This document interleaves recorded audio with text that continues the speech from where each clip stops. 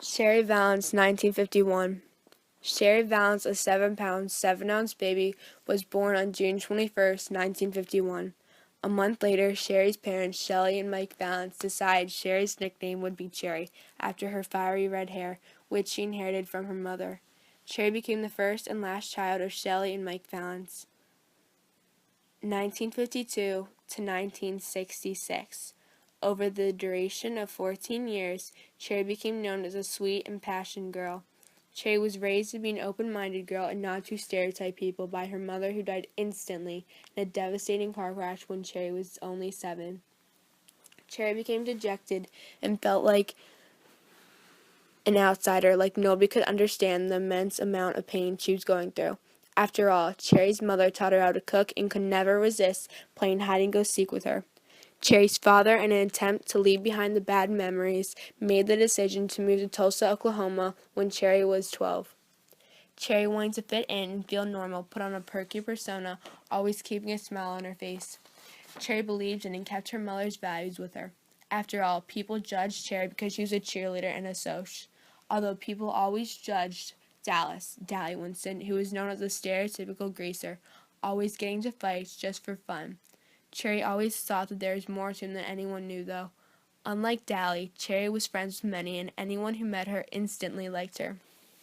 1967, Cherry turned 16 and started to have relationship problems with Bob, her conceited boyfriend. Bob and his social friends started becoming overprotective of Cherry, much to her dismay. Cherry decided to spend some time away from Bob and met Ponyboy, Johnny, and Dally, who were all greasers. Dally acted like a jerk, but Johnny and Ponyboy acted sweet, proving that stereotypes were not true. When Cherry heard Johnny killed Bob because he was drowning Ponyboy, Cherry was not sure whether Johnny was the boy she thought he was.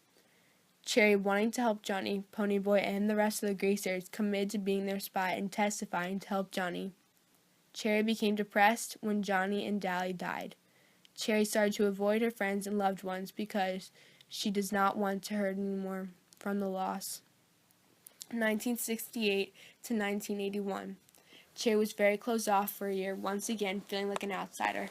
When Pony started to notice that she was not being social, Pony intervened and asked Cherry to hang out almost every day. At first, Cherry was hesitant, but after 2 weeks of Ponyboy irking Cherry, she reluctantly agreed. Over a period of weeks, Ponyboy and Cherry began to realize their strong feelings for each other.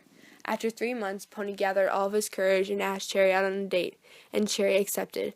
Cherry became open again to her family and friends due to Pony's relentless attitude to help Cherry. Cherry and Ponyboy both graduated high school in the same year. Due to Pony's excellent grades, he was moved up into the same year. Cherry left the Soches and discovered that she loved to cook and decided to work at a cooking shop. Ponyboy left the greasers and decided to sell cars for a living and made a satisfying amount of money. Pony and Cherry both got married in 1980 to each other. Then in 1981, Cherry had fraternal twins, Jake and Crystal.